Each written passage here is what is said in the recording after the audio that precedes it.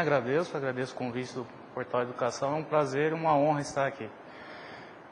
Como nós estamos conversando sobre aprendizagem, um fenômeno que ocorre hoje, nos dias de hoje, é a educação associada à área da saúde, ou falar de educação sem falar de saúde hoje é praticamente impossível.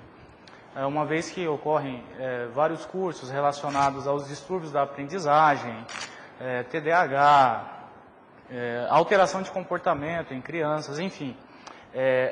Dentro desse enfoque que a gente vai poder conversar um pouco sobre a atenção, os processos de memória e funções executivas. E nós vamos começar aqui pelas funções executivas. Quando a gente fala em função executiva, nós estamos falando de uma área extremamente nobre, de uma área refinada, relacionado ao circuito pré-frontal, frontal cerebral. De maneira mais prática e objetiva, sempre que nós detectamos, por exemplo, uma criança hiperativa, uma criança com comportamento opositor, desafiador, ou então aquele idoso que sofreu um AVC e alterou o comportamento dele, era uma pessoa calma e deixou de ser calma, passou a ser impulsiva, passou a ser agressiva, ou até mesmo um adulto, após um acidente de motocicleta, ou uma queda mesmo doméstica, e houve a alteração desse comportamento, nós estamos falando de funções executivas, que é uma função que abriga operações cognitivas destinadas a organizar temporalmente o comportamento em uma sequência de ações. Compreende processo como o controle inibitório, ou seja, a capacidade de inibir um comportamento, o que a criança com déficit de atenção e hiperatividade tem muito problema em realizar. No Brasil, 16% dos profissionais da área de saúde, incluindo médicos e psicólogos, não entendem que o déficit de atenção é uma doença, tratam como se fosse uma criança mal educada, como se fosse um problema familiar, e não é uma doença que envolve as funções executivas. 23% dos profissionais da área de educação também não reconhecem o déficit de atenção em crianças como sendo uma doença. Então, quando a gente fala de função executiva, a gente está falando em processos de adaptação do comportamento, nós estamos falando em processos de atenção seletiva, nós estamos falando na capacidade de organizar, sequenciar e monitorar uma atividade. Okay? A alteração nas funções executivas estão muitas vezes relacionadas com diversos quadros, como nós já dissemos, de transtorno de déficit de atenção e hiperatividade, transtorno de conduta e, em alguns casos, epilepsia de lobo temporal. Essas funções executivas, elas permitem criar novos padrões de comportamento, novas formas de pensar e monitorar este comportamento. Toda vez que eu vou aprender um novo comportamento, ou toda vez que eu vou aprender alguma coisa nova, eu preciso da função executiva. Desde a escola, como situações simples, rotineiras.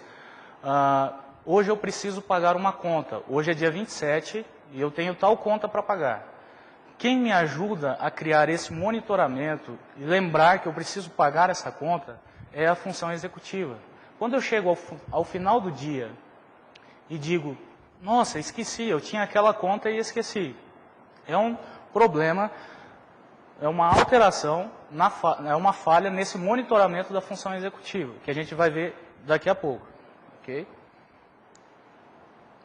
Então, só para recapitular, não só a questão do comportamento, mas também e da atenção, mas o monitoramento das ações que eu preciso realizar.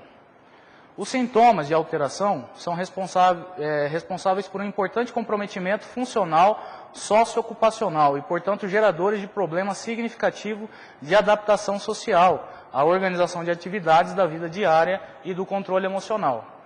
Para quem nos assiste neste momento, pode estar identificando alguma criança aí na sua escola que possui esse padrão de alteração, ou até mesmo um familiar, alguém que sofreu um acidente que, a partir deste evento, começou a sofrer algum tipo de alteração.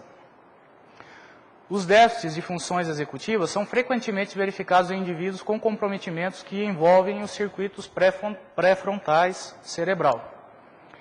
A síndrome desexecutiva de tais comprometimentos adquiridos no curso da vida pode assumir diferentes formas de manifestação, certo? A gente vai falar disso já já. Bom, esse é um circuito chamado de símbolo anterior, que envolve algumas conexões, que é toda essa região, né?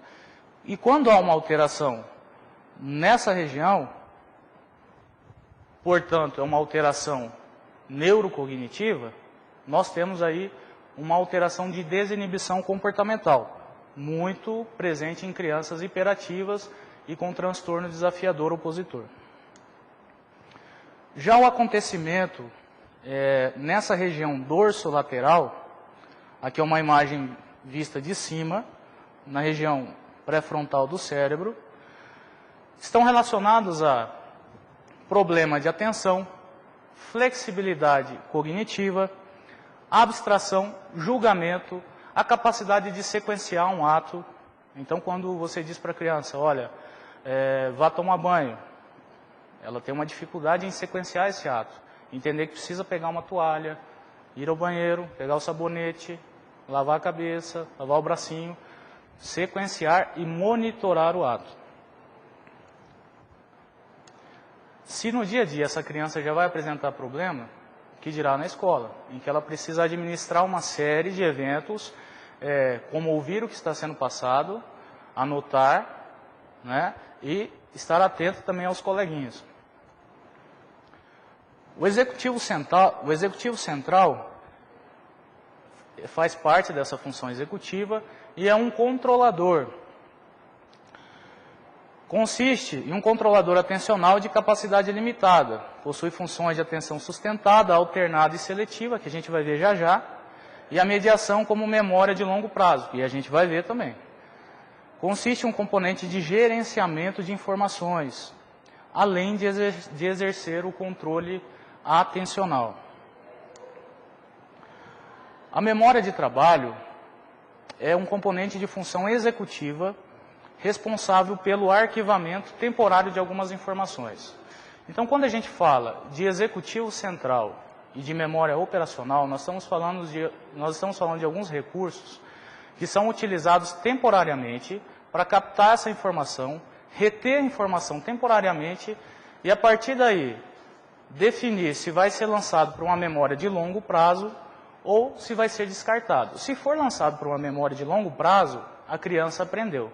Se foi descartado, ou não era importante, ou a criança está apresentando comprometimento no aprendizado dela. A criança, o adulto, ou até mesmo o idoso está perdendo conteúdo de memória. Bom, existem algumas maneiras da gente aprender. Tá? Então, essa teoria, ela diz para a gente assim, ó, existe uma alça fonológica, que é a capacidade que eu tenho de aprender, dizendo de maneira bem simples, é a capacidade que eu tenho de aprender ouvindo. É aquilo que eu sou capaz de reter ouvindo. Existe o esboço visoespacial, que é a capacidade que eu tenho de aprender através do meu esboço visual, através da minha capacidade visual. Certo? Um outro sistema irá regular esse tipo de aprendizado, que é o buffer episódico. Ele vai captar tanto o que entra pela via auditiva quanto pela via visual, irá selecionar o que é importante e lançar para uma memória de longo prazo. Então aqui está um esqueminha, mais fácil de se entender, da maneira como a gente aprende, a maneira clássica. Eu tenho a alça fonológica, ouço, vejo, o buffer controla essas informações, se é importante, joga para a memória de longo prazo. Depois, numa mesa redonda, a gente pode até discutir o que é importante, o que não é importante, né, em questão de motivação, levando em conta aí algumas teorias de motivação da aprendizagem. Tá? Esse é um testezinho simples de função executiva que a gente utiliza, chamado teste dos sinos. É apresentado para a criança uma folha com vários estímulos, e nessa folha ela tem que selecionar apenas os sinos, inibindo o comportamento em querer outro tipo de... em marcar outro tipo de estímulo, ok? Então ela tem que selecionar apenas os sinos.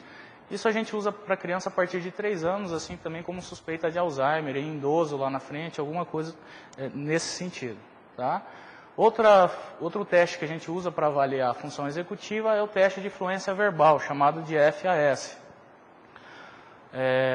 A criança já tem que estar alfabetizada, e a partir daí a gente solicita, olha, fala para mim palavras que comecem com a letra F. Né? Então ela tem que ter a capacidade de selecionar palavras apenas que comecem com a letra F. Isso a responsabilidade é pela função executiva. Ela vai inibir os outros fatores e se focar apenas na tarefa que eu estou solicitando para ela. Um teste de semelhança de duas coisas, isso é muito usado em suspeita de Alzheimer ou suspeita de perda de memória, e até mesmo em crianças que já possuem capacidade de abstração com suspeita de TDAH. Né? É um teste qualitativo. Olha, eu quero que você me diga a semelhança entre banana e maçã. Ela precisa categorizar isso. A semelhança entre eles é que pertencem à classe das frutas, então ela precisa categorizar. E uma avaliação qualitativa que é usada, que são jogos, brinquedos, envolvendo também essa parte executiva. A atenção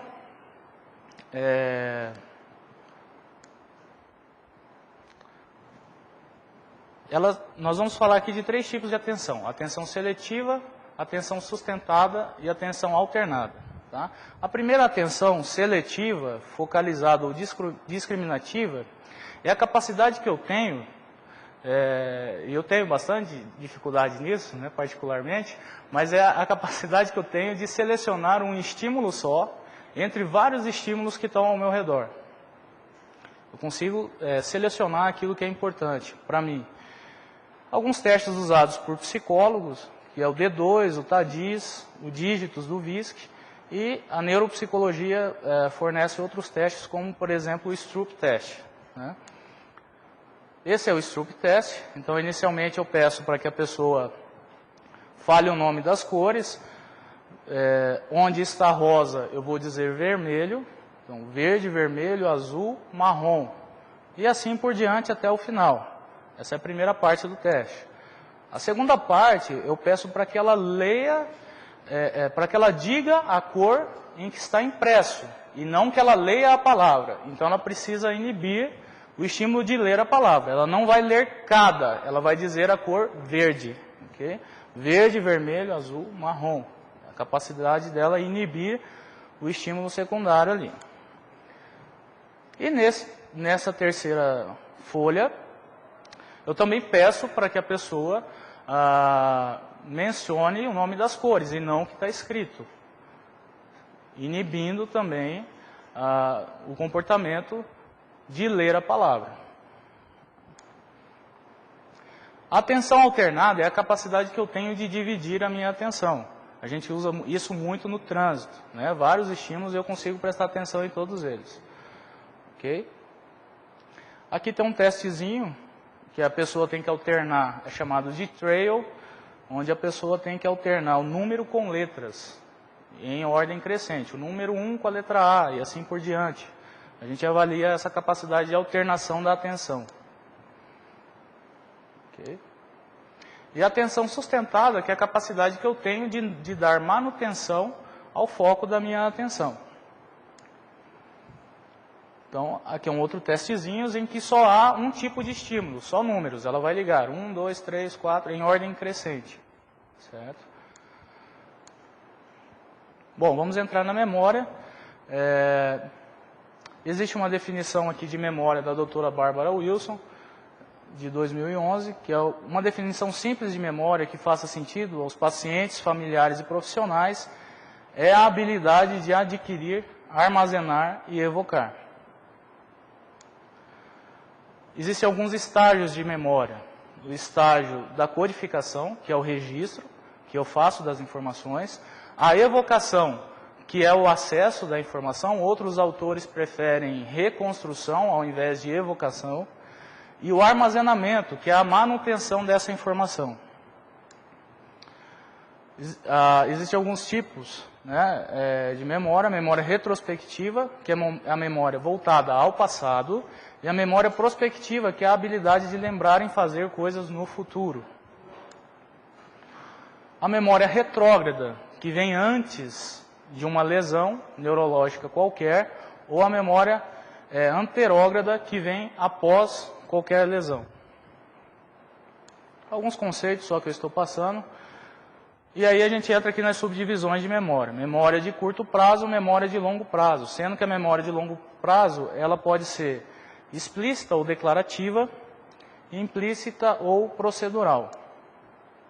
Essa memória declarativa, explícita, é uma memória muito importante quando a gente vai avaliar o processo da aprendizagem. Para nós, psicólogos, e especificamente para quem trabalha com a neuropsicologia, dentro dessa memória de longo prazo, chamada de memória declarativa, de memória explícita, nós vamos investigar bastante a questão da curva de aprendizagem em um tipo de memória chamado memória episódica, que significa que uma pessoa pode conscientemente se lembrar de incidentes e episódios específicos, como, por exemplo, o nascimento de um filho, o dia da formatura, uma viagem, a matéria que ela acabou de aprender na escola, envolvendo outros aspectos também da memória. Certo? Então, existe uma subdivisão dessa memória episódica, que é uma memória voltada para o aspecto verbal e a memória voltada para o aspecto visual. E é isso que a gente avalia durante esse processo de aprendizagem da criança. A memória semântica, né, eu até grifei ali, é como se fosse a nossa enciclopédia do dicionário mental, né, de dicionário mental. É onde contém os significados das palavras, onde eu consigo me organizar semanticamente com esse conteúdo, né, de palavras. Okay? A memória procedural é um tipo também de memória de longo prazo, onde eu tenho aptidões que são adquiridas mediante a prática, e inclui atos como comer com garfo e faca, guiar uma bicicleta, andar a cavalo e assim por diante. Um tipo de memória também é a memória adquirida e evocada por meio de dicas, que é chamada de memória por priming, né, que corresponde à imagem de um evento preliminar à compreensão. Ou seja, eu dou dicas para a pessoa quando ela não consegue se lembrar. Né? Então, inicialmente eu solicito para a pessoa, falo, olha, você se recorda daquelas 3 figuras que eu te mostrei inicialmente, lá no início da nossa aula, ou lá no início da consulta? Não, eu não consigo me lembrar. Então, ok, vou te dar uma dica. Tinha uma figura que se parecia com um triângulo. Ah, lembrei. Era um triângulo, era... Ok.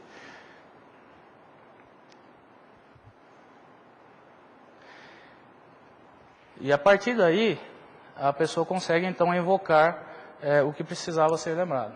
Tá? A memória imediata de curto prazo faz parte da memória de curto prazo e a memória operacional. Tem uma definição bem prática aqui, que é da doutora Sandra Armoa, de 2011, aqui de Campo Grande mesmo, da Unigran, da Unigran Capital aqui.